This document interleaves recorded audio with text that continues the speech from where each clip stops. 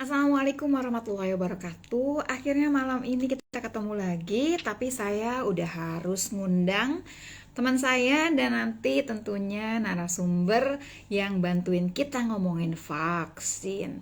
Bosen ngomongin vaksin, tapi yang ini oke. Jadi buat teman-teman yang ngerasa bahwa vaksin Pfizer itu udah yang paling bagus, yakin nanti ya kita bahas. Yuk. Kita undang dulu ya Meisha-nya ya, supaya Meisha ikutan di sini karena dia udah punya segudang pertanyaan. Yes, yes, yuk kita undang yuk. Meisha, where are you? Oke. Satu lagi, hai. Pak Bimo, aku langsung invite juga ya. Oke, kita invite dua-duanya. Meisha sama Pak Bimo. Pak Bimo ini, aku omongin dulu deh, walaupun Pak Bimonya belum masuk ya, kita gosipin dulu. Pak Bimo ini sekarang Associate Professor. Hai, Assalamualaikum warahmatullahi wabarakatuh. Selamat malam, Pak Bimo. Waalaikumsalam warahmatullahi wabarakatuh. Apa kabar, Lula? Alhamdulillah sehat ya. Aku tuh sebenarnya pengen ngomongnya tuh Mas Bimo, boleh nggak sih? Karena masih muda. Boleh, boleh, boleh, Boleh boleh. gini ya. Silakan. Kan Lebih, kalau lebih suka.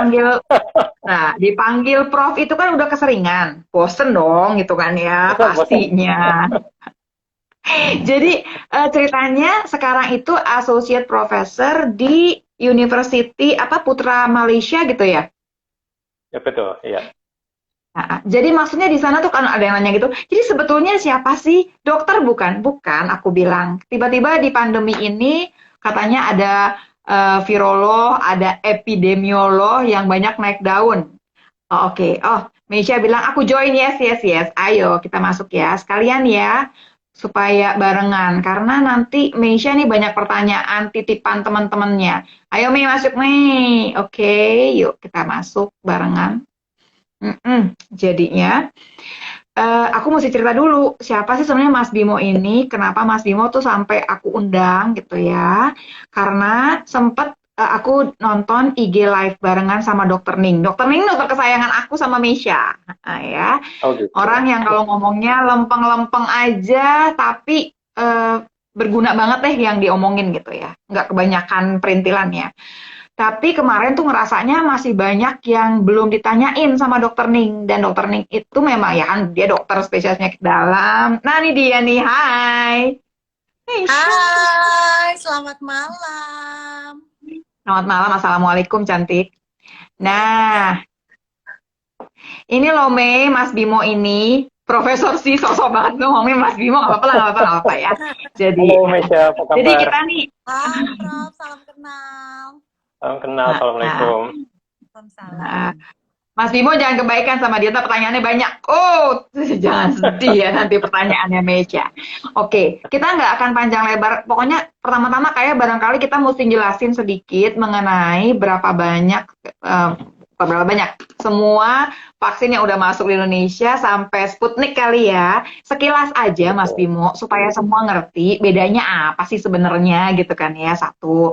Terus kemudian nanti baru kita elaborate tuh mana yang lebih bagus. Karena udah di sebelum kita mulai aja nih udah banyak yang ngotot Pfizer itu paling cakep karena efektivitasnya bla bla bla bla begitu ceritanya. Nih teman-temannya Meisha juga yang agak Pfizer fever tuh ya, wah udah kalau sama Pfizer tuh dewa banget kesannya, ya kan? Sampai kemarin sempat juga nunggu-nunggu segitu lama bela-belain dan sudah ada juga teman-teman saya yang berangkat ke Amerika buat kemudian jalan-jalan sekalian vaksin gitu ya. Ayo Mas Bimo kita mulai dari yang paling gampang, Sinovac ya. Ya, jadi Sinovac itu vaksin yang pertama masuk ke Indonesia ya. Itu jenisnya Mm-mm. itu dia pakai virus utuh yang dimatikan. Jadi ini virus ya. Ini virus ya. Mm-mm. Jadi ini virus utuh yang dimatikan, kemudian dimasukkan ke tubuh kita. Jadi tubuh kita itu bereaksi membentuk antibodi. Ya. Kenapa dimatikan? Supaya kita nggak sakit. Soalnya kalau virusnya hidup nanti kita akan COVID dong. Jadi harusnya jadi dia dimatikan Mm-mm. dulu, dimasukkan ke tubuh kita membentuk antibodi. Nah, ini Sinovac dan Sinovac sama, ya itu sama. Teknologinya Mm-mm. sama, hanya saja pabriknya beda dan virus yang dipakai agak beda ya Pak, diambil dari pasien yang beda. Tapi di Cina sendiri mereka disamakan. Sinovac dan Sinopharm itu dianggap sama ya, artinya menggunakan virus yang dimatikan. Kemudian ada Pfizer dan Moderna. Ya, Pfizer dan Moderna ini kakak beradik. Ya, jadi mereka masih saudara. Ya, teknologinya sama. Ya, mereka nggak pakai virus utuh, ya, tapi mereka cuma pakai satu bagiannya aja, namanya spike. Nih. Nah, kalau saya ambil jarum pentulnya, ini nanti yang dipakai virus untuk berikatan sama untuk menyerang kita ya, untuk menyerang manusia. Jadi dia pakai spike-nya aja. Ya. Jadi Moderna dan Pfizer ini hanya pakai bagian spike dengan asumsi bahwa bagian spike inilah yang paling penting. Jadi antibodi yang nanti dibuat oleh tubuh kita akan akan bereaksi, akan memblok spike yang ini ya. Kemudian ada lagi AstraZeneca, itu teknologinya juga beda ya. AstraZeneca dan Sputnik itu mirip teknologinya, yaitu mereka menggunakan namanya adenovirus ya. Adenovirus artinya adenovirus itu akan membawa spike ya, akan membawa spike dan tubuh kita memproduksi antibodi. Jadi itu penjelasan singkatnya dari 6 jenis vaksin yang sudah diterima, sudah diizinkan oleh BPOM sampai saat ini gitu. Oke. Jadi ceritanya dia nih punya platform, pokoknya ceritanya beda-beda, tapi ceritanya sama bahwa dia akan menimbulkan antibodi, gitu kan? Sama, mereka akan menggunakan menyebabkan tubuh kita memproduksi antibodi. Cuma nanti antibodinya agak beda ya. Kalau kita pakai Sinovac dan Sinovac, ini kan pakainya virus utuh ya. Jadi nanti antibodinya ada yang untuk bagian spike, ada yang untuk bagian dinding virusnya ini, ada untuk yang bagian dalamnya virus ya. Jadi antibodinya itu lebih beragam. Sedangkan kalau kita pakai Moderna, Pfizer, AstraZeneca, dan kemudian Sputnik, itu antibodinya hanya untuk bagian spike. Ya, jadi antibodinya sangat khusus dan spesifik untuk bagian spike. Itu. Jadi ini itu saya bedanya. mau mewakili teman-teman yang kecil hati. Kecil hatinya gini loh. Kan saya kan nakes nih ya, terpaksa deh ngambilnya dapatnya yang Sinovac gitu. Tahu-tahu sekarang ya yang tadinya nggak mau divaksin dapatnya Pfizer. Kok kita nasib amat dapatnya Sinovac gitu ceritanya. Sedih banget tuh ceritanya yang dapat Sinovac. Sebetulnya jadi kita nggak usah sedih dong. Karena Sinovac itu punya lebihnya sendiri gitu. Ada kelebihan kekurangannya, betul. Jadi kelebihan Sinovac itu antibodinya beragam, ya. Jadi kita kan pakai virus yang utuh vaksinnya ya. Jadi nanti ada antibodi untuk spike, ada antibodi untuk dinding virusnya, ada antibodi untuk bagian dalam virusnya. Jadi lebih beragam, ya. Kemudian efek sampingnya juga lebih rendah. Itu kelebihannya. Tetapi ada kekurangannya. Kekurangan Sinovac itu jadi kelebihannya vaksin lain, ya. Kelebihannya adalah jumlah antibodinya lebih tinggi. Jumlah antibodinya lebih tinggi ya karena mereka khusus menggunakan bagian spike. Ya. Jadi pakai spike aja. Jadi antibodinya tuh terpusat di bagian spike sehingga kalau diukur ya di lab itu namanya jumlah antibodi ya. Titer antibodinya tuh lebih tinggi dibanding Sinovac. Tetapi juga efek sampingnya lebih tinggi. Nah, itu. Jadi kalau pengen antibodinya tinggi, efek sampingnya juga lebih tinggi. Sedangkan Sinovac, efek sampingnya rendah, antibodinya juga agak rendah dibanding vaksin yang lain. Mbak Lula mau nanya. Silakan. Nah, Mas Bimo, kan ada beberapa artikel nih yang aku baca. Salah seorang bekas Menteri Kesehatan kita berstatement mengenai teknologi yang digunakan Sinovac ini kan udah jutaan tahun lah ibaratnya dalam tanda kutip ya. Di dunia ini teknologi itu sudah terbukti aman dari mulai vaksin cacar, kita sebut deh apapun semua vaksin yang beredar itu menggunakan teknologi yang sama dengan Sinovac.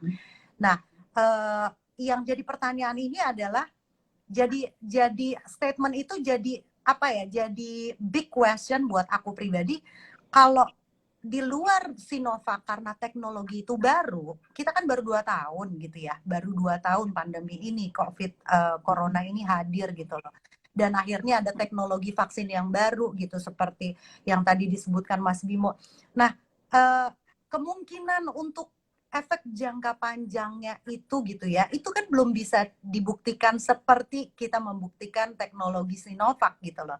Itu penjelasan yang menenangkan gimana sih Mas Bimo? Oh, dia mencari yang menenangkan Mas Bimo. Jadi memang betul bahwa teknologi yang dipakai Sinovac itu memang teknologi yang sudah lama sekali ya. Itu kira-kira sudah dipakai mulai dari tahun 1800-an.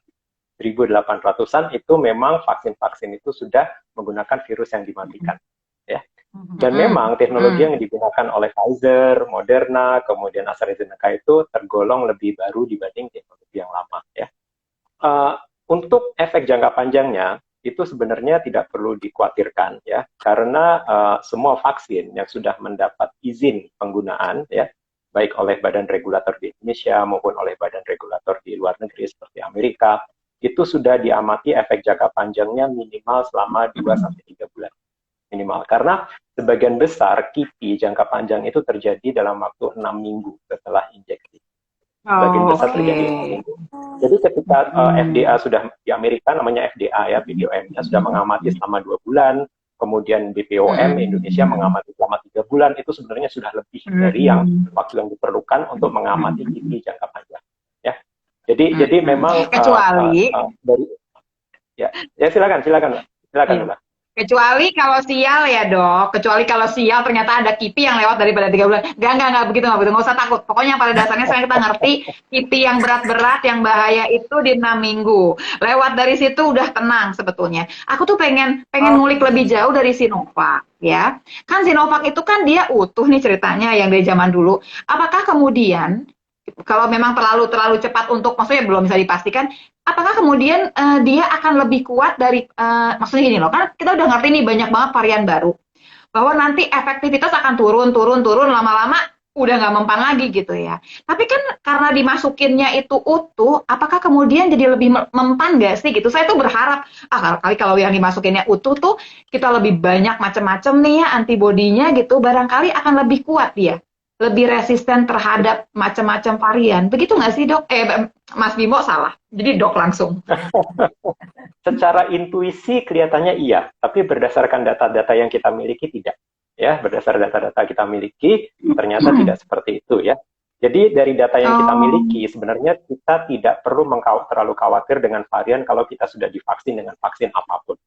Karena kalau kita divaksin, ya, kalau kita divaksin, maka tubuh kita selain membentuk antibodi, ada namanya sel memori. Nah, ini yang teman-teman kadang-kadang lupa. Mikirnya antibodi aja. Teman-teman lupa satu hal, bahwa tubuh kita bisa mengingat si vaksin itu.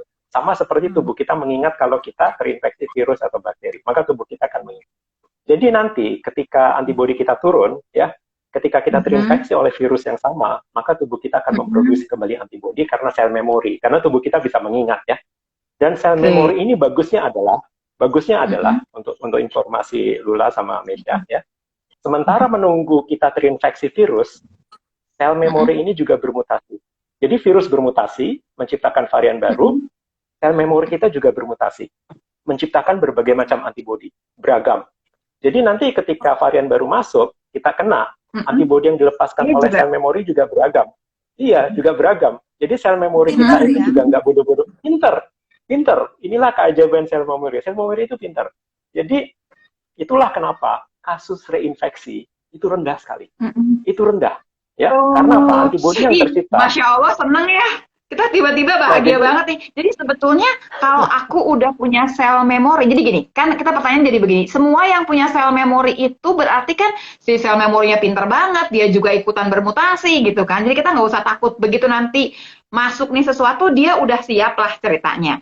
Tapi apa yakin sel memori kita sepinter itu? Maksudnya gini, ada nggak sih kemungkinan kemudian sel memorinya nggak terlalu pinter, atau sel memorinya nggak terbentuk, atau sudah pasti akan terbentuk setelah vaksin? Dan berapa lama sel memori itu bertahan? Nah, bagus. Sel memori itu bertahannya bisa lama sekali, bisa belasan atau puluhan tahun. Tetapi karena COVID ini kan masih baru ya, belum sampai 2 tahun, jadi kita belum tahu berapa lama. Tapi sejauh ini, sel memori itu masih bertahan sampai 2 tahun setelah COVID, dilihat dari pasien-pasien yang sudah sembuh atau yang divaksin, itu sel memorinya masih bertahan. Ya, nah, jadi tadi Lula nanya, mungkin nggak sih sel memori ini nggak pinter-pinter banget? Ada kemungkinan ya. Sel memori ini nggak pinter-pinter banget, sehingga pada beberapa orang ya mereka membutuhkan booster. Supaya apa? Supaya sel memori ini dilatih lebih intensif, ya. Terutama orang-orang yang imunokompromis, yang kekebalannya lemah, kemudian lansia. Biasanya lansia dan orang-orang imunokompromis ini sistem kekebalannya lemah. Sehingga di beberapa negara tertentu mereka diprioritaskan untuk mendapat booster supaya sel memorinya ini lebih aktif Tapi kalau yang masih muda, masih sehat, kayak Lula, kayak Mesya, booster itu belum diperlukan. Tapi Lula nakes ya. Nah, nakes juga, nakes Nakes, perlu udah booster. dapet. Nah, Udah kebagian demam Moderna udah kebagian. Tapi Mas Bimo, berarti Mas Bimo nih buat semua orang nih yang ngebet banget sama booster gitu ya. Sebetulnya jadi si booster itu tuh butuh nggak sih? sebenarnya nggak perlu. Tidak perlu. Tidak perlu untuk saat ini. Yang harus kita prioritaskan adalah masih banyak teman-teman kita yang belum divaksin. Itu dulu diselesaikan. Karena kalau masih banyak sekali yang belum divaksin, pandemi nggak akan kelar-kelar. Seberapa pun kita di booster, mau di booster 10 kali pun, tapi mayoritas masyarakat kita belum divaksin, pandemi nggak akan kelar.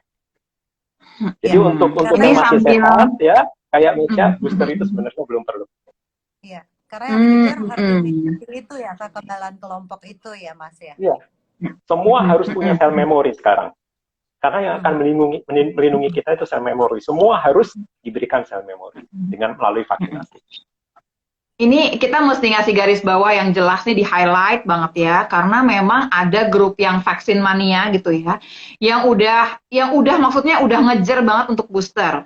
Malah sebelum aku dapat Moderna aja ada beberapa teman yang bukan nakes, mereka udah suntikan Sinovac yang ketiga. Saya juga gimana Sinovac yang ketiga sih gitu kan? Sinovac itu kan harusnya, terus tapi kan sekarang gini, bahwa orang mesti mengerti bahwa kalau dia ambil satu booster, dia ambil satu buat dia, berarti akan ada satu orang yang kehilangan untuk vaksinasi pertamanya. Berarti kita nggak akan nyampe-nyampe nih ke herd immunity nih ceritanya. Padahal kalau nggak semua safe, kita nggak akan safe juga kan. Ini buat teman-teman semua yang ikutan sama kita nih, maksudnya gini, kalau misalkan nggak bareng-bareng nih kita punya sel memori, kita tetap aja nanti, walaupun kita kuat sendirian, tetap aja mesti pakai masker, tetap aja jaga jarak kemana-mana. Kapan lagi mau jalan-jalan? Ya nggak bakalan jalan-jalan kali. Begitu nggak sih Mas Bimo? Betul, ya. Jadi menyelesaikan pandemi itu kita harus bersama-sama. Ya, kita tidak bisa egois, hanya kita yang terlindungi. Karena selama masih ada orang yang tidak divaksin, mayoritas belum divaksin, maka kemungkinan untuk munculnya varian baru itu lebih tinggi. Maka nanti booster lagi, karena ada varian baru ya, booster lagi, ya nggak bisa habis. Makanya saya bilang, 10 kali booster pun, kalau mayoritas belum divaksin, pandemi nggak akan selesai. Ya. Oke, nah dan apalagi kalau nggak punya sel memori ya. Barulah Ya, aku mau nanya boleh? Ya. Mas Bimo, ini kan aku punya anak kecil ya, di bawah 12 tahun, ada 2 anak nih. Untuk sel memori mereka kan belum bisa didapetin nih. Iya, kan belum bisa didapetin nih dok. Ada nggak sih dok harapan-harapan ke depannya atau bocoran-bocoran gitu ya untuk mereka bisa kembali ke sekolah dan aku melepasnya dengan tenang karena mereka belum punya sel memori itu yang disebut sama Mas Bimo. Apa sih proteksi selain 5M gitu ya yang apa kita harus pasrah aja gitu ya, tapi berdoa mungkin ada bocoran gitu loh, soon as possible, apakah sudah sampai mana sih progres penelitian untuk vaksin di bawah 12 tahun, ada nggak sih dok penelitian yang udah jalan gitu loh di Indonesia sendiri? Sebenarnya Sinovac di Cina sudah bisa dipakai mulai dari umur 3 tahun. Sudah bisa di Cina. Tapi untuk di Indonesia, BPOM belum memberikan izin. Karena ternyata di bawah umur 11 tahun, itu efek sampingnya agak lebih tinggi. Kenapa? Karena sistem imunitas mereka masih sempurna ya, masih kuat. Jadi efek sampingnya itu lebih tinggi. Maka sebaiknya dosisnya itu dikurangi. Tapi di Cina mereka menggunakan dosis yang sama untuk usia di atas 3 tahun. Ya, mudah-mudahan untuk di Indonesia akan segera ya diberikan izin oleh BPOM. Dengan catatan Sinovac harus mengurangi dosisnya untuk anak-anak. Pfizer juga sudah membuat penelitian udah untuk umur 12 tahun ke atas dan di bawah 12 tahun. Tetapi untuk umur 12 tahun ke bawah, mereka akan mengurangi dosisnya menjadi sepertiganya. Supaya efeknya itu lebih berharap ya. Ya. Karena semakin muda usia kita, efek sampingnya itu akan semakin tinggi karena sistem imun kita bereaksi lebih cepat ya. Jadi untuk anak-anak dosisnya harus dikurangi. Jadi mudah-mudahan Sinovac dan Pfizer akan segera mendapat izin untuk digunakan untuk anak-anak. Oke. Mas Bimo, terusin ya Mas Bimo ya. Di Malaysia sendiri 12 tahun ke atas sudah bisa dapat Pfizer di Malaysia. Oke. Iya. Tapi meanwhile nih ya, sambil nunggu nih kan, kita masih nunggu nih ceritanya ya sampai nanti Badan POM-nya ya. Sambil menunggu, sebenarnya gini, kalau seluruh kan kita ngomongin herd immunity kan ya, secara besar Indonesia. Kalau secara kecilnya misalkan di rumah saya nih, kalau semua orang yang bisa divaksin, semua sudah divaksin, tinggal dua kecil itulah, kan saya punya anak kembar nih yang 11 tahun. Ini cuma dia doang, apakah kemudian dia bisa dapat herd immunity dari kita? Bisa nggak sih berpikirnya dibikin lebih kecil satu keluarga, atau nggak bisa seperti itu? Sulit ya, karena ketika kita sudah divaksin, maka kita masih mungkin menjadi sebagai pembawa virus, sebagai carrier. Walaupun kita tidak sakit, tapi kita membawa virus itu dan masih bisa menularkan ke orang yang belum divaksin. Jadi selama masih ada yang belum divaksin, ya, jadi sangat sulit untuk mencapai herd immunity. Jadi sekarang fokus kita memang remaja dan anak-anak. Kita lihat data di Amerika pun sekarang pasien-pasien COVID itu bergeser ke anak-anak dan remaja. Kalau dulu kan orang tua, sekarang anak dan remaja. Iya, betul. Nah, kita terusin lagi ya. Ini pertanyaan titipan. Karena ternyata kejadiannya banyak banget. Gini loh Mas Bimo. Kan awal-awal kan kita dapat Sinovac semua kan ya. Terus tiba-tiba Sinovacnya habis, semua dapatnya AstraZeneca ya, dapat AZ. Di tengah-tengah AZ itu kan agak lama ya, sampai kemudian dia ngulang untuk suntikan kedua gitu. 3 bulan lah waktu itu. Waktu 3 bulan sudah harus suntikan lagi, ternyata AZ-nya nggak ada. Nah, emang bisa nggak sih kita pakai mix vaksinasi atau nggak boleh? Vaksin tuh nggak boleh di mix. Gimana sih sebetulnya hitungannya? Sudah ada beberapa penelitian vaksin yang dioplos ya, di mix ya. Jadi Pfizer dan AstraZeneca itu sudah mereka sudah dioplos dan hasilnya ternyata bagus. Ya. Untuk Sinovac dan AstraZeneca, baru Thailand yang melakukannya. Dengan data yang sangat terbatas. Ya. Sedangkan untuk di Indonesia sendiri, menurut peraturan dari Kementerian Kesehatan belum bisa. Ya, artinya kalau Sinovac ya Sinovac untuk suntikan pertama kedua, kalau AstraZeneca pertama dan kedua, dan belum bisa dicampur ya. Belum bisa. Oh, oke. Takutnya sel memorinya bingung apa gimana sih sebetulnya? Karena platformnya kan beda ya sebetulnya ya. Kalau kayak Sinovac itu injeksi pertama itu sebagai priming, artinya supaya sistem imun kita itu mulai menyesuaikan diri ya. Sehingga kalau injeksi kedua itu menggunakan vaksin yang berbeda, takutnya nanti imunitasnya kurang optimal gitu. Karena dua vaksin ini berbeda kan. Sinovac itu kan pakai virus utuh. Sedangkan AstraZeneca itu hanya nanti mengeluarkan antibodi untuk bagian spike-nya saja. Di luar negeri, Pfizer dan AstraZeneca bisa dicampur ya, karena mereka dua vaksin ini membentuk antibodi untuk bagian spike. Ya, jadi saya belum menganjurkan Sinovac dan AstraZeneca untuk dicampur. Saya tidak. Baik, jadi nggak usah dicampur ya. Pada dasarnya udah deh ngikutin aja. Kalau memang udah AZ ya AZ terusin begitu ya. Oke, ini udah terjawab semuanya. Tadi Mesya sempat hilang ya Mei. Terus kemudian kan gini kebanyakan karena kemarin kita sempat dapat gelombang kedua yang lumayan, banyak banget tuh penderitanya waktu bulan Juli sampai akhir Juli ya, Mas Bimo ya. Jadi kejadian banyak sekali nih orang udah vaksin pertama, keburu kena COVID. Sementara vaksin keduanya itu ya udah kelewat lah dengan sendirinya. Pertanyaan pertama, kalau dia udah kan satu kali nih vaksin, terus dia kena COVID, dia perlu nggak nerusin pakai vaksin yang kedua? Terusin. Ya, jadi dilanjutkan 3 bulan setelah sembuh. 3 bulan setelah sembuh. Dilanjutkan untuk injeksi kedua. Nah, tapi ternyata banyak banget nih yang ngebet sampai nggak bisa nungguin 3 bulan. Apa sih permasalahannya kalau nggak 3 bulan? Apalagi sekarang nih kalau di sini ya, di Indonesia tuh gini nih modelnya Mas Bimo nih. Periksa nih Mas Bimo ke laboratorium, lihat antibodi. Ya, pas lihat antibodi padahal baru sakit nih, baru sembuh 3 minggu yang lalu.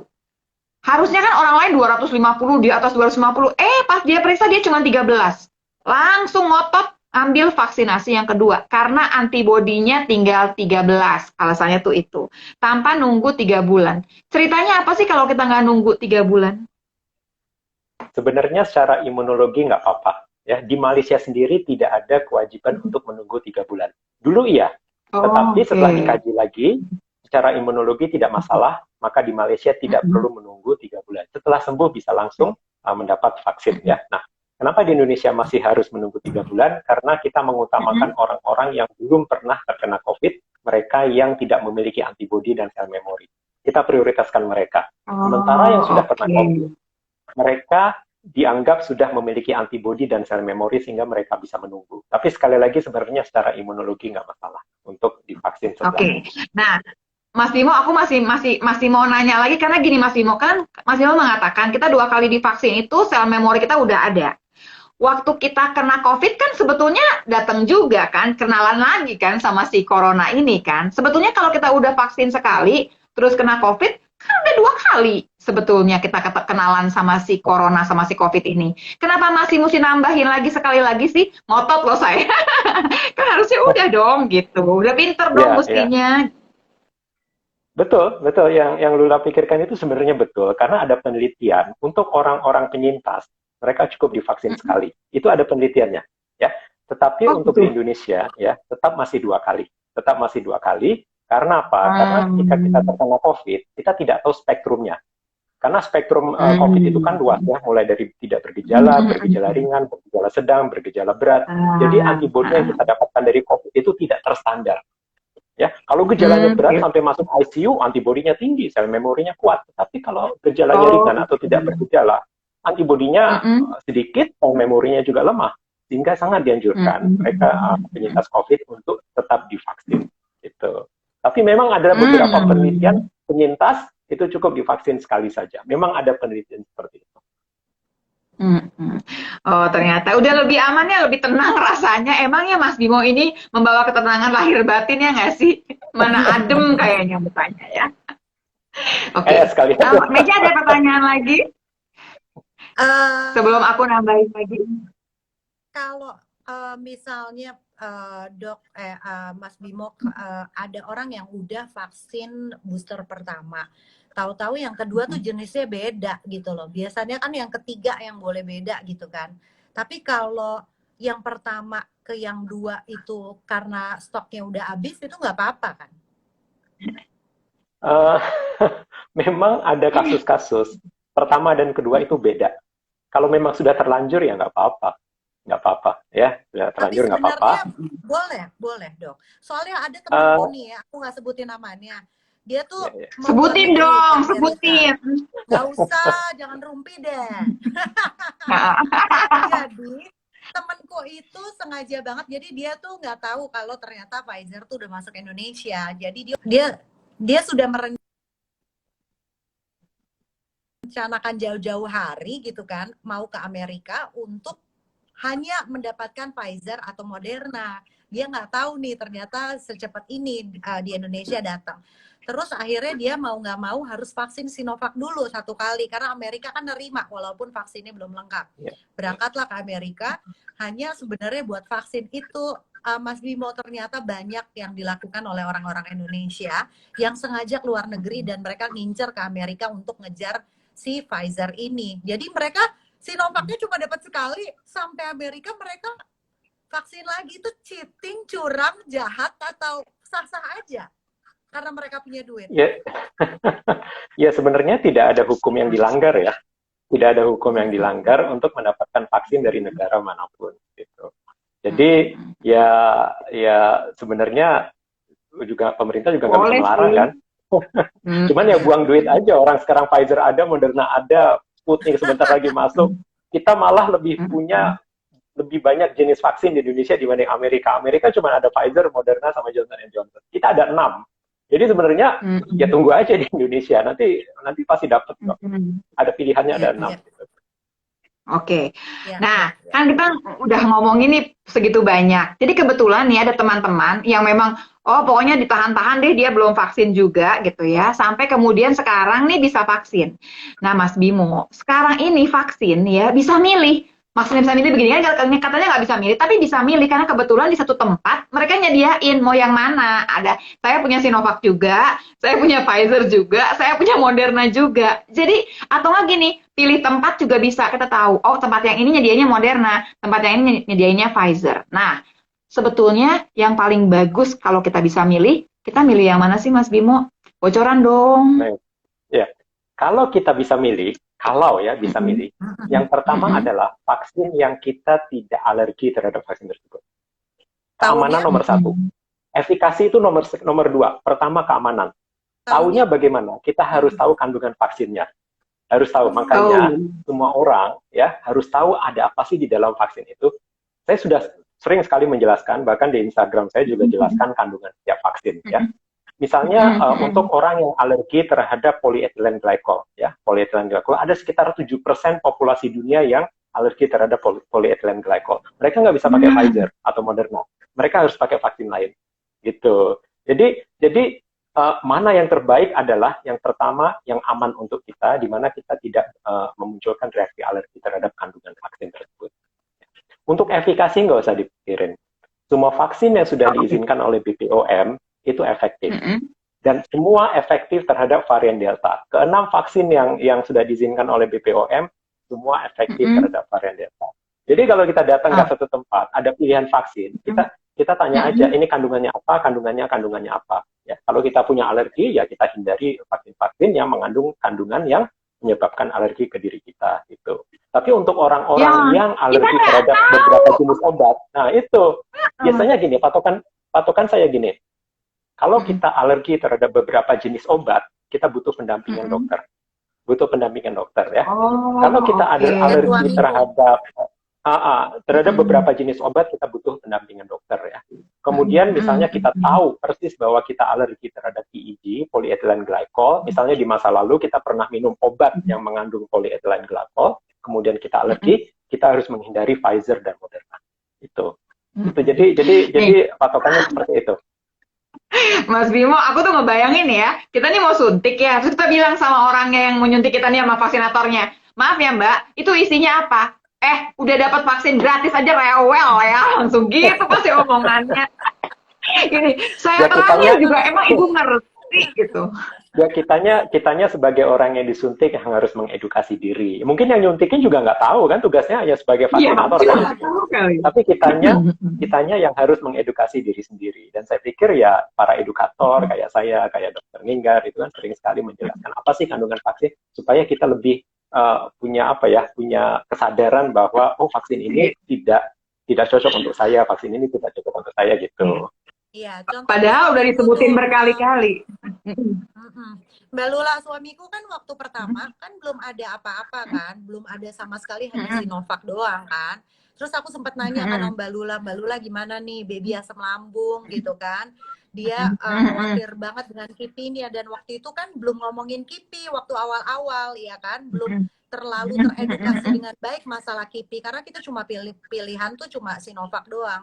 Baby waktu itu sempat pengen Sinopharm tapi belum masuk dan lain sebagainya. Akhirnya jalan keluarnya memang nanya sih ke dokter yang memang megang baby, terus konsultasi gimana kondisi sekarang tuh untuk vaksin seperti apa, dan akhirnya dokternya menyarankan Sinovac aman mas selama memang asam lambungnya lagi nggak naik, kondisinya lagi stabil dan lain sebagainya. Jadi arahan dari dokter itu yang kita awam-awam gini nih Mbak Lula kayak aku gitu ya, nggak ngerti kandungan vaksin dan kita alergi apa namanya tuh, paling aman sih memang nanya dokter sih, itu sih yang jadi pegangan kalau menurut aku ya. Sama kayaknya Sinovac emang udah paling aman sih sebetulnya, efek samping paling kecil sebenarnya ya. Mas Bimo tadi kan sempat ngomong gini ya, efektivitas gak usah dipikirin. Jangan salah Mas Bimo, kalau di Indonesia itu tuh ya sampai udah pada fasih ngomongnya 90 sekian %. Nah itu dong udah begitu tuh, ibu-ibu tuh omongan ibu-ibu di kantin omongannya bisa begitu tuh ceritanya. Tahu nggak sih efektivitas yang ini sampai udah hafal? Karena pada semua baca juga, edukatornya banyak kok sekarang gitu kan. Nah pertanyaannya kenapa Mas Bimo bisa bilang efektivitas nggak usah dilihat? Kenapa bisa begitu Mas Bimo? Karena nilai efektivitas ya itu sangat tergantung dari kondisi pada saat itu ya. Jadi sering bilang kan, Pfizer efikasinya 95%. Itu tahun lalu ketika belum ada varian Delta, dan itu kan hasil uji klinis. Hasil uji klinis itu relawannya terbatas ya, dan kondisi mereka dipilih relawannya ya, mereka yang tidak punya penyakit yang berat-beratnya. Tetapi ketika vaksin Pfizer itu sudah dipakai oleh masyarakat secara luas ya, tentu masyarakat ada yang punya komorbid ya, dan perilaku mereka tentu tidak terkontrol ya. Ada yang bekerja sebagai nakes, ada yang tidak patuh prokes, ada yang patuh prokes, dan kemudian ada varian baru. Itu nanti bisa turun. Di Israel, itu efikasi vaksin Pfizer itu turun menjadi hanya 64%. Hanya 64%. Makanya sekarang di Israel kan pada buru-buru dikasih booster. Ya. Jadi memang nilai efikasi itu tidak bisa jadikan harga mati, karena nilainya pasti akan berubah. Kayak Sinovac aja. Di Turki waktu uji klinis di sana 91%. Di Indonesia jadi 65%. Di Brazil jadi 50%. Padahal vaksinnya sama. Vaksinnya sama. Pada nanya ke saya, kok berubah-ubah? Ya memang orangnya beda-beda. Di Brazil kenapa cuma 50%? Karena relawannya nakes semua. Nakes kan terpapar terus sama virus setiap hari ya. Makanya efikasinya 50%. Kemudian Turki dan Indonesia kok bisa beda? Di sana 91%, di Indonesia 65%. Tentu beda karena perilaku masyarakatnya beda-beda ya. Siapa yang lebih patuh pada prokes, nanti nilai efikasinya akan lebih tinggi. Siapa yang tidak patuh prokes, ya nilai efikasinya akan turun gitu. Jadi sekali lagi nilai efikasi itu tidak bisa jadikan patokan karena nilai efikasi itu dari zamannya uji klinis dari tahun lalu. Yang penting adalah efektivitas sekarang ini berapa persen. Nah, dari data yang kita dapatkan dari ke-6 vaksin yang sudah diizinkan oleh BPOM, semua sama-sama efektif untuk mencegah sakit berat dan mencegah kematian. Semua sama efektivitasnya. Dan semua sama-sama efektif terhadap varian Delta. Termasuk Sinovac, yang selama ini orang ragu kan. Data sudah ada ya untuk vaksin Sinovac dari Cina. Ya, Cina pun sedang menghadapi gelombang varian Delta. Ternyata vaksin Sinovac dan Sinopharm efektif terhadap varian Delta. Bisa mencegah kita dari menderita sakit berat dan kematian. Jadi yang mendapat Sinovac tenang ya, saya Sinovac loh. Saya dapat Sinovac. Dan saya tenang-tenang saja, completely calm, tenang-tenang aja. Dan saya juga nggak butuh booster untuk saat ini. Gitu. Nanti dulu. Loh, jadi Mas Bimo juga Sinovac nih ceritanya. Saya Sinovac, dapatnya Sinovac. Jadi pas saya datang ke tempat vaksinasi itu, saya nggak tahu mau dia dapat apa. Pokoknya datang ya kan udah dipanggil. Udah di depan meja itu saya tanya, ini apa ya? Sinovac, ya udah sampai sini, ya udah tusukin aja lah. jadi gitu. Pokoknya terima aja apa yang diisi. Karena di sini di Malaysia ada 3 ya, kita pakai Pfizer, Sinovac sama AstraZeneca ya. Jadi, pokoknya saya datang aja mau dikasih apa ya saya terima aja. Gitu. Tapi memang saya tim Sinovac. Yeay, kita tiga-tiganya Sinovac nih ceritanya. Buat teman-teman ya yang mendewakan Pfizer, ternyata efektivitasnya juga di Israel enggak 90-an kok, tenang 64, aja gitu 64% ya. memang turun ya. Cuma 64 beda 1 sama kita kan 65 ya udahlah nggak apa-apa. Jadi ternyata nih banyak masih pertanyaan yang masih berhubungan juga sama KIPI. Sebetulnya gini loh Mas Bimo, kalau KIPI-nya makin dahsyat, apakah artinya makin cakep gitu kan? Tadi kan Mas Bimo sempat ngomong kalau anak-anak itu kan karena imunnya masih bagus gitu kan ceritanya ya. Jadi dia nanti KIPI-nya bisa banyak banget. Atau barangkali kita bisa ngomongnya gini, kalau kita nih sampai demam 3 hari, berarti antibodi kita tuh lagi dibikinnya bagus banget gitu. Atau gimana sebetulnya? Apa kok ada korelasinya nggak sih sama KIPI? Korelasinya kurang jelas ya sebenarnya. Tapi memang ada semacam indikasi kalau semakin berat efek sampingnya, maka antibodinya semakin tinggi ya. Tetapi itu tidak bisa diseragamkan karena respons setiap orang itu beda-beda. Kayak misalnya AstraZeneca aja, dulu kan banyak yang ngeluh ya KIPI-nya berat, tapi ada yang nggak ada KIPI sama sekali. Sama kayak Pfizer, ada yang ngeluh, ada yang enggak gitu kan. Jadi KIPI itu tidak usah dicari ya, tidak usah dicari. Kalau tidak ada, tidak usah dicari. Kalau ada, ya alhamdulillah, itu berarti sistem imun kita bereaksi. Tapi beberapa orang memang nggak bereaksi. Sama kayak COVID kan. Ada yang orang nggak bergejala. Ada orang yang bergejala. Jadi sistem imun kita itu memang unik. Tidak ada sistem imun 2 orang itu yang sama persis. Jadi kalau kita mendapat vaksin apapun, ya, kalau ada KIPI, yang penting KIPI itu terkendali. Ya, yang penting KIPI terkendali. Dan kalau tidak dapat KIPI ya jangan dicari-cari, jangan panik. Kok saya nggak demam itu ya? Untung nggak demam. Kalau demam nanti malah panik kan. Aduh, Mas Bimo tahu aja. Udah ada yang mau nangis karena nggak demam. KIPI itu dibenci tapi dirindukan juga. Jadi dia nggak demam aja.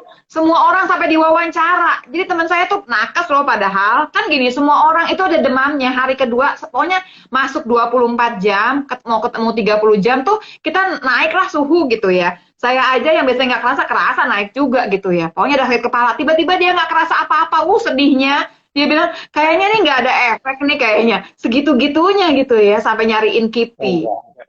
Enggak, tenang aja. Ya kayak saya ya, rata-rata orang bilang Sinovac nggak ada efeknya ya, efeknya paling lapar. Saya agak berat loh, saya sampai mencret, sampai diare 3 hari. Dan saya baca, memang jarang sekali. saya termasuk ke sekitar 0,1% orang yang menderita diare setelah Sinovac. Jadi memang mungkin sistem imun saya agak beda. Makanya tidak perlu disamakan antara satu orang dan orang lain. Kalau kita sudah divaksin, udah.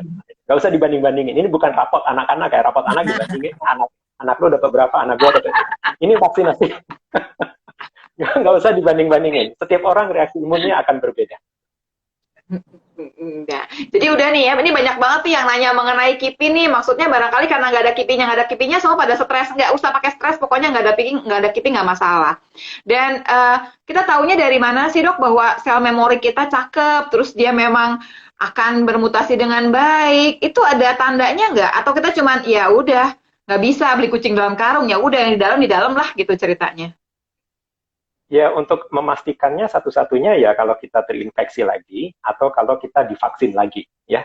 Biasanya kalau kita mendapat booster atau kita terinfeksi lagi, itu antibodinya naiknya cepat kalau ada sel memori, ya. Ketika kita pertama kali kena COVID atau pertama kali divaksin, antibodinya kan agak lambat, 28 hari, ya, sebulan setelah dosis kedua itu baru keluar antibodinya. Tapi kalau kita sudah punya sel memori, antibodi itu keluar dalam waktu 2-5 hari, cepat banget keluarnya. Cepat dan lebih banyak, bisa sampai puluhan kali dari antibodi yang kita dapatkan ketika kita kena COVID atau divaksin pertama kali. Itu adalah tanda bahwa kita punya sel memori. Jadi seperti itu. Kita bisa nggak, maksudnya melakukan sesuatu supaya akan lebih baik nih antibodinya gitu? Ada nggak sih yang kita bisa kerjakan? Ini kan banyak yang nanya gitu, kita mesti gimana sih gitu setelah vaksin supaya kita dapatnya yang sebagus mungkin gitu loh antibodinya? Ada caranya. Jadi teman-teman harus ingat, begitu kita divaksin, itu bukan berarti kita pasti terlindungi, ya. Karena apa? Ketika kita sudah divaksin, tapi kita tidak menjaga pola hidup, ya, makannya ngawur, nggak teratur, tidurnya juga nggak teratur, kemudian stres, maka sistem imun kita juga akan lemah. Ini ada beberapa eksperimen yang menarik sekali. Ada satu eksperimen menarik sekali. Saya sering ngomong ke teman ya. Ini salah satu contoh bahwa kondisi tubuh kita akan menentukan efektivitas vaksin. Jadi pada waktu itu ada 2 kelompok anak, ya, anak sekolah, diberikan vaksin yang sama. Satu kelompok anak sekolah ini stres menghadapi ujian. Satu kelompok anak ini mereka nggak menghadapi ujian, jadi mereka nggak stres. Ternyata di anak-anak yang stres ini, efektivitas vaksinnya turun. Sedangkan di anak-anak yang nggak stres, itu efektivitas vaksinnya bagus. Jadi kondisi tubuh kita, keadaan mental kita itu sangat menentukan efektivitas vaksin. Kalau kita habis divaksin tapi tidak menjaga kondisi tubuh kita prima, maka sistem imun kita juga tidak akan bisa bagus gitu. Jadi sekali lagi, vaksin bukan satu-satunya yang bisa melindungi kita. Kitanya juga harus berupaya supaya sistem imun kita baik dengan pola hidup yang sehat, makan, kemudian tidur yang cukup, ya, olahraga, dan kemudian menghindari stres supaya sistem imun kita bekerja dengan baik. Gitu. Ya, Mas Bimo mesti ngomongnya dari awal-awal supaya ntar saya ngomong sama suami saya nih abis divaksin ya, coba ya mesti belanja supaya bahagia, nggak boleh stres, ya nggak sih Mei? Tapi suamimu yang stres, Mbak. Kan dia beda, dia nggak divaksin dulu, vaksinnya beda-beda, pokoknya bikin bahagia dulu aja deh gitu kan. Dasar ibu-ibu kurang ajar nih ya. Kayaknya nih hampir semua pertanyaan tuh udah kita tanyain dan semua titipan-titipan alhamdulillah deh udah aku tanyain semua ya. Kalau punya alergi obat, nah ini gara-gara alergi yang tadi nih dok, jadi banyak yang nanya nih dok. Kalau alergi sulfa, apakah boleh divaksin? Kalau misalkan divaksin ambil yang mana? Sinovac aja. Kita bikin grup Sinovac kayaknya di sini ya. Terus gimana tuh dok katanya? Kalau sulfa, sebenarnya kalau saya juga alergi sulfa ya, saya alergi sulfa. Jadi waktu saya divaksin, dia tanya, ada alergi nggak? Saya cuma jawab, sulfa. Oh, nggak apa-apa. Karena alerginya cuma satu obat. Kecuali kalau kita alergi terhadap beberapa jenis obat, kita butuh pendampingan dari dokter. Saya alergi sulfa. Jadi nggak masalah, saya dapat Sinovac nggak masalah. Oke. Ini ada pertanyaan bagus loh Mbak Lula. Silakan. Ini loh dari Diana Diden.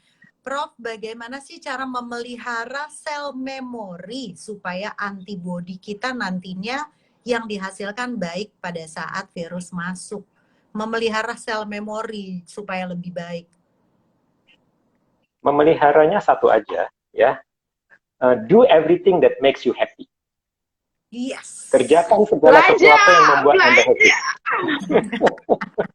Karena seperti saya katakan tadi, ketika kita sudah divaksin, ya, artinya ketika sudah divaksin itu kan tubuh kita diperkenalkan ke kumannya ya. Maka kita harus menjaga supaya sistem imun kita tetap berfungsi dengan baik ya, supaya ketika kita kemasukan kuman ya, maka sel memori itu bisa bereaksi dengan baik. Caranya menjaga sistem imun kita supaya tetap baik gitu. Jadi sekali lagi vaksin itu bukan hanya satu-satunya upaya ya. Kitanya juga mesti berusaha supaya sel memori yang kita dapatkan itu tetap berfungsi dengan baik. Caranya gimana? Do everything that makes you happy. Alright. Aduh, kayaknya sih udah oke banget ya. Ada yang nanya lagi masih berhubungan bahwa di dalam vaksin itu ada logam berat, bla bla bla bla. Gimana tuh? Coba Mas Bimo, biar dilumpangin lagi deh Mas Bimo, masih ada yang berpikiran sejauh itu ya gitu. Nggak ada. Jadi dari semua vaksin yang sudah ada di Indonesia saat ini, semua yang sudah diizinkan oleh BPOM, tidak ada satupun yang mengandung logam berat. Ya. Dulu vaksin-vaksin lama, ya vaksin lama puluhan tahun yang lalu memang mengandung timerosal. Ya, timerosal itu merkuri yang termasuk logam berat, yang fungsinya sebagai pengawet. Tapi vaksin-vaksin modern sekarang, ya vaksin zaman sekarang sudah tidak lagi menggunakan timerosal ya, dan apalagi vaksin-vaksin yang digunakan di masa pandemi itu nggak perlu pengawet. Buat apa pengawet? Orang berebut vaksin datang, berebut. Buat apa disimpan lama-lama? Kayak Sinovac itu nggak pakai pengawet. Sinovac tidak memiliki pengawet satupun. Karena begitu sampai habisnya cepat. Buat apa disimpan lama-lama? Gitu. Jadi memang tidak ada logam beratnya untuk vaksin-vaksin yang ada sekarang. Jadi sebetulnya, ayo deh yang belum divaksin buruan divaksin gitu ya, supaya kita buru-buruan herd immunity gitu. Ya buruan divaksin. Kenapa harus buru-buru ya? Karena sel memori itu butuh waktu ya supaya pinter ya, namanya proses maturasi, proses pematangan ya. Mulai dari divaksin sampai sel memori itu nanti bisa mengenali varian-varian baru, itu kayak sayur lodeh, semakin lama semakin enak. Jadi sel memori sayur itu lodeh. Ya kan sel lodeh kan dipanasin semakin enak kan. Yeah. Jadi sel memori itu semakin lama itu akan semakin matang. Ya, proses maturasinya akan semakin baik. Jadi kalau ada kesempatan divaksin sekarang, mending divaksin sekarang. Supaya nanti sel memorinya punya waktu agak lebih panjang untuk belajar menghadapi varian-varian baru. Mas Bimo kalau ngomong sayur lodeh nggak laku di sini. Karena masalahnya kalau Meisha ngomongnya mesti rendang. Dia juragan rendang masalahnya. Rendang kan juga makin lama makin oke. Iya, rendang. Dan zat besinya tinggi sekali loh dan proteinnya ya kan. Jualannya tetap ya ibu ini ya. Ya, jadi Mas Bimo kita udah tahu, oke, pokoknya vaksinasi, dan nggak usah takut, pasti vaksinnya ini mau yang mana juga dia akan melindungi kita, dan ada yang namanya tadi si sel memori tadi. Nah, si sel memori ini akan bertahan gitu kan, 2 tahun lebih lah kayaknya kan, pasti akan bertahan. Karena tadi kan dikatakan ya reinfeksi nggak banyak loh sebetulnya gitu kan. Jadi sebetulnya kita akan mesti suntik lagi nggak kayak vaksinasi flu. Kan vaksinasi flu kan waktu sebelum ada si COVID ya, kita kan nyuntiknya setahun sekali, sama kayak typhoid dan lain-lain. Nah, apa emang dia nggak punya sel memori tuh atau gimana sih sebetulnya? Saya lihat untuk COVID ini nggak perlu sebenarnya. Nah, untuk flu untuk flu memang diperlukan vaksinasi setiap tahun karena setiap tahun virus flu itu bermutasi dan mutasinya itu cepat sekali. Sehingga virus flu yang ada sekarang dibanding virus flu yang ada di tahun depan itu sudah beda. Sehingga sel memorinya udah nggak bisa mengenali. Karena virus tahun depan, virus flu-nya itu udah operasi plastik. Udah lain mukanya. Jadi sel memorinya itu cuma ngelihat aja, dia nggak kenal. Nah, tapi untuk virus COVID, penyebab COVID ya, SARS-CoV-2, itu mutasinya lambat. 2-4 kali lebih lambat dibanding virus flu. Sehingga walaupun dia bermutasi, mutasinya itu tidak secepat virus flu. Walaupun sekarang heboh ya mutasi, nah katanya ada varian MUS hari ini, ya, kemudian varian Delta, kita belum beres berurusan dengan Delta. Kalau dibanding flu, itu sebenarnya virus SARS-CoV-2 ini, virus penyebab COVID ini mutasinya lambat loh. Sehingga kita belum memerlukan vaksin tahunan seperti vaksin influenza. Belum perlu. Oke, ini berhubung Mas Bimo udah nyebutin mu ya sebetulnya ya. Maksudnya gini, orang-orang kayak Mas Bimo ini yang kan bioteknologi gitu ya, panik nggak dengan dengerin Simu? Supaya kita pengen ikutan, kalau misalkan nggak panik, kita nggak panik gitu loh. Karena kita pengennya sama yang jagoan aja nggak panik, kok tenang aja gitu. Sebenarnya pada panik nggak dengerinmu, dengerin yang lain-lain lagi? Selama saya sudah divaksin, saya nggak panik. Ih, Kalau saya tuh, sombong, Sinovac aja kalau saya, katanya gitu. kalau saya slogannya gini, jangan pikirin varian, khawatirlah kalau kita belum divaksin. Khawatirlah kalau jadi varian itu jangan terlalu khawatir. Yang penting khawatirkan kita sudah divaksin atau belum. Karena apa? Seperti saya jelaskan tadi, dapatkan sel memori dulu. Nanti sel memori itu akan bermutasi sehingga dia memiliki senjata yang lebih bagus untuk menghadapi varian baru. Tapi kalau kita belum divaksin, ya wajar kalau kita khawatir terhadap varian baru. Wajar. Jadi kalau kayak Lula, kayak Mesha, kayak saya sudah divaksin, insya Allah ya ditambah prokes ya, insya Allah varian apapun itu kita bisa menghadapinya dengan baik. Oke. Langsung pengen jalan-jalan. Nggak boleh ya, maaf.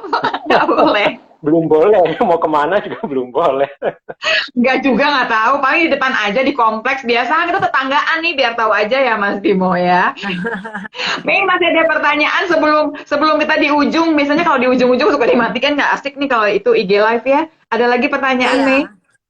Lagi ngomongin vaksin flu, sempat ada yang ngasih tahu nih, Mas, aku udah deh anak-anak yang di bawah 12 tahun sementara belum dapat vaksin buat mereka, kasih aja vaksin flu, katanya gitu. Lumayan loh bantu, walaupun sebenarnya jenis virusnya beda. Nah, itu pendapat itu gimana Mas Bimo kebenarannya? Betul. Jadi sementara menunggu vaksin COVID untuk anak-anak ya. Jadi mereka bisa mendapatkan vaksin flu ya, walaupun dari jenis virusnya beda, antibodi yang dimunculkan juga berbeda ya. Tapi kita mencegah jangan sampai mereka terkena double infection. Misalnya terkena COVID dan flu dalam waktu yang sama. Itu nanti akan berat sekali. Sehingga paling tidak mereka itu tidak zero protection. Paling tidak mereka itu ada protection ya. Dan itu memang sangat dianjurkan bagi anak-anak untuk mendapatkan vaksin flu ya sebelum mereka mendapatkan vaksin COVID. Insya Allah tahun depan. Oke. Tambahin pneumonia gimana tuh? Sekalian aja pneumonia. Iya. Bisa juga ya, bisa juga. Jadi bisa dianjurkan juga sementara menunggu vaksin COVID untuk tahun depan. Yang penting kita diproteksi terhadap penyakit-penyakit saluran pernapasan. Karena kalau sampai terjadi double infection, itu jangan sampailah terjadi double infection. Iya. Jadi Mei, kita barengan ya Mei ya. Kita kan punya modalnya dua anak perintil-perintil nih yang mesti kita kasih pneumonia sama flu. Ini bagus nih pertanyaannya.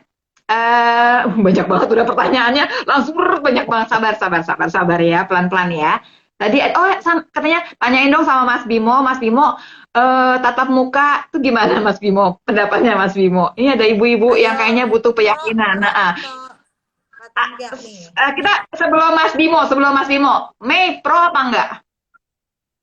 Kalau anakku yang paling gede aku pro, tapi anakku yang paling kecil ya itu udah gede lah ya. Belum. Enggak, yang nomor 2 dong. Anakku yang 12 tahun ke bawah enggak.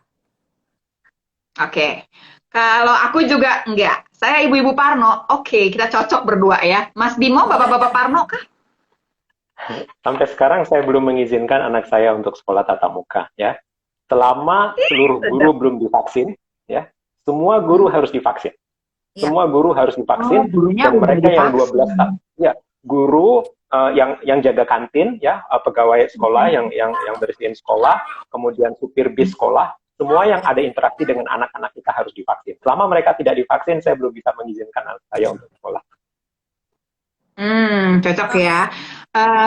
Walaupun kan kalau di Jakarta nih ya Mas Bimo ya, kan katanya sudah sampai 90% loh yang divaksin. Hampir semua orang sudah divaksin gitu ya ceritanya.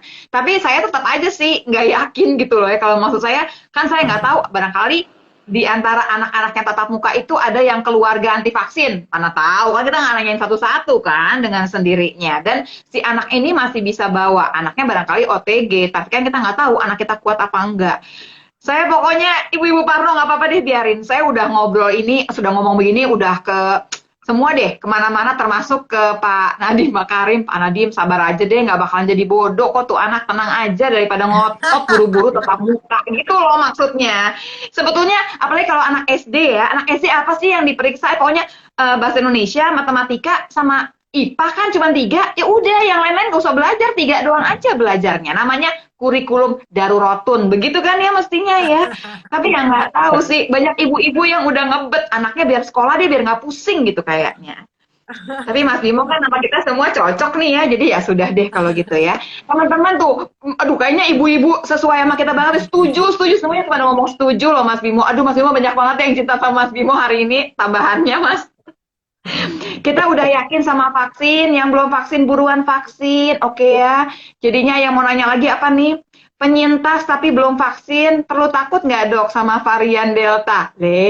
Gimana sih masih nanya juga? Ayo buruan divaksin aja, udah 3 bulan yuk vaksin.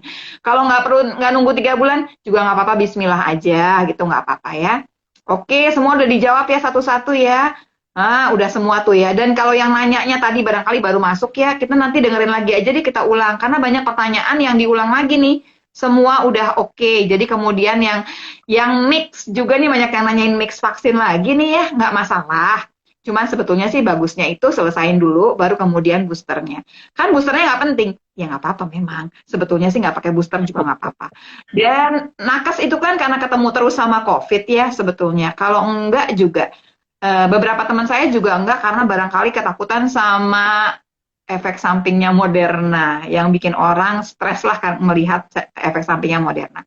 Yang terakhir banget mengenai orang-orang yang autoimun kan sebetulnya bisa pakai Moderna. Sebetulnya ada penelitian lain nggak sih? Pokoknya dikasih apa ya pencerahan sedikit aja Mas Bimo.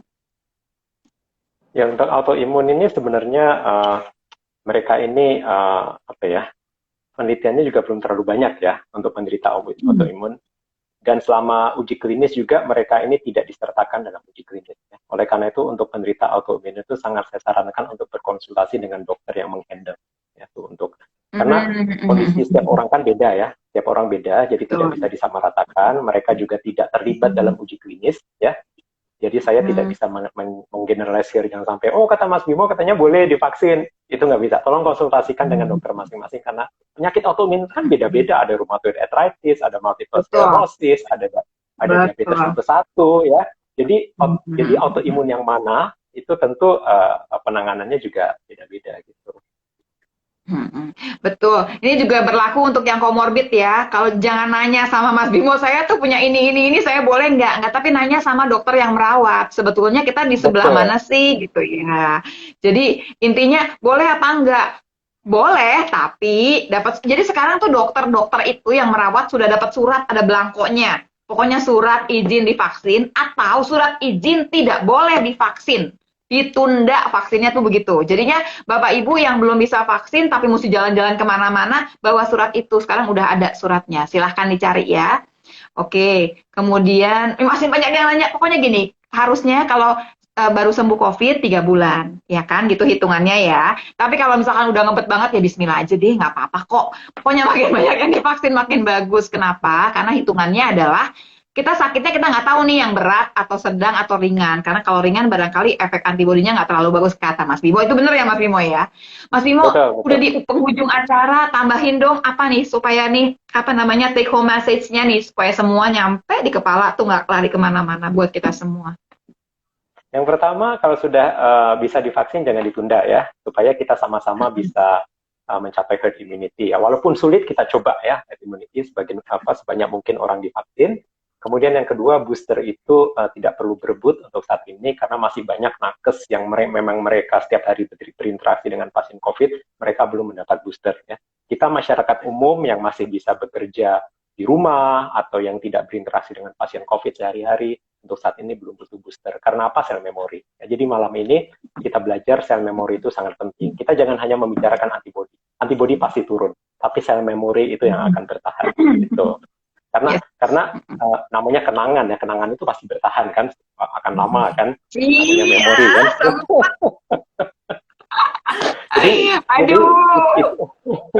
Jadi itu yang kita harus perhatikan ya, dan insya Allah kalau cakupan vaksinasi sudah tinggi di Indonesia, insya Allah kita bisa pulih bersama-sama, bisa kembali ke normal, walaupun tidak senormal dulu ya. Kembali normal kayak 2019 itu mungkin akan butuh waktu 3 atau 4 tahun, Mbak. Tidak akan cepat kembali seperti dulu lagi. Tapi paling tidak kehidupannya akan lebih baik dari sekarang lah kalau cakupan vaksinasi kita. Insya Allah. Harapan tetap harus ada. Ya, terima kasih banyak Mas Bimo dari penghujung acara. Miss, thank you ya Miss ya. Kita ketemu lagi di obrolan tetangga berikutnya ya. Kita cari lagi nama narasumber yang bikin adem kayak Mas Bimo kayak gini. Terima kasih semuanya. Assalamualaikum warahmatullahi wabarakatuh. Terima kasih. Terima kasih. Salam.